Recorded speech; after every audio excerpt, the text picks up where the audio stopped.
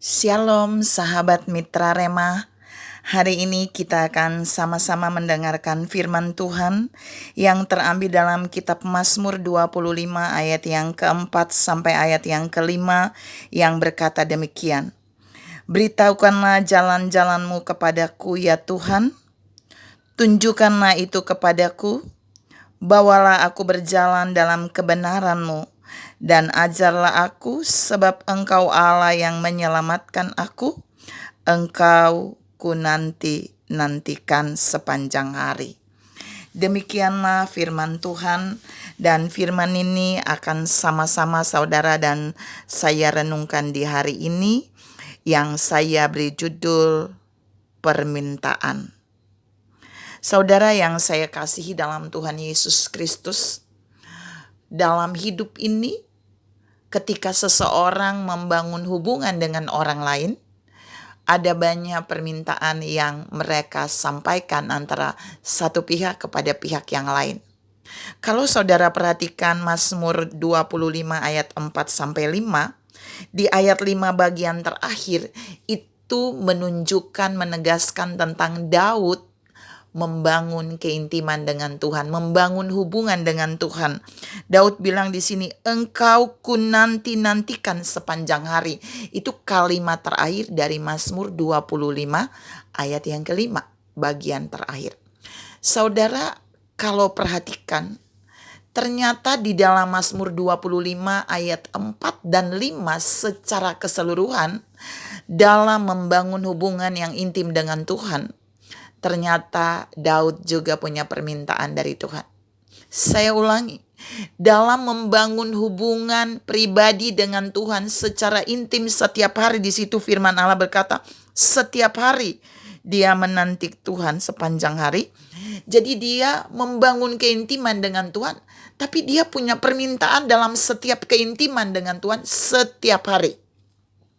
Dan saya mencatat, ada permintaan Daud yang sangat luar biasa, yang perlu saudara dan saya perhatikan.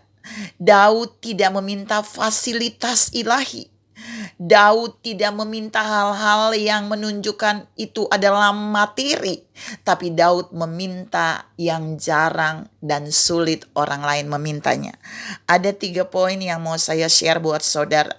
Dalam membangun keintiman dengan Tuhan setiap hari, Daud meminta 3 hal berdasarkan Mazmur 25 ayat 4 sampai ayat yang kelima. Yang pertama, Daud meminta informasi ilahi. Jadi dia bilang, beritahukanlah jalan-jalanmu kepadaku. Dalam membangun hubungan dengan Tuhan, Daud butuh informasi ilahi. Daud butuh informasi yang datang dari surga. Dari dunia, informasi itu sekarang saudara dan saya boleh bisa menemukan dengan mudah. Tapi ingat, informasi ilahi itu hanya bisa saudara dan saya dapatkan ketika kita membangun keintiman dari Tuhan. Dia bisa memberikan informasi ilahi itu melalui pesan Roh Kudus, pesan pewahyuannya, dan pesan firman-Nya bagi kita ketika kita membangun hubungan yang intim dengan Tuhan setiap hari, seperti Daud. Yang kedua, Daud tidak hanya puas mendapat informasi ilahi, tapi Daud juga membutuhkan, bahkan dia meminta petunjuk ilahi. Dia bilang, beritahukanlah.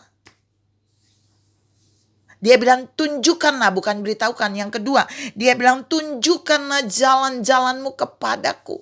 Jadi Daud butuh petunjuk ilahi untuk dia melangkah dalam setiap hari. Karena itu setiap hari dia membangun keintiman dengan Tuhan, dia selalu minta petunjuk Tuhan untuk dia melangkah sesuai dengan apa yang Tuhan mau. Petunjuk ilahi.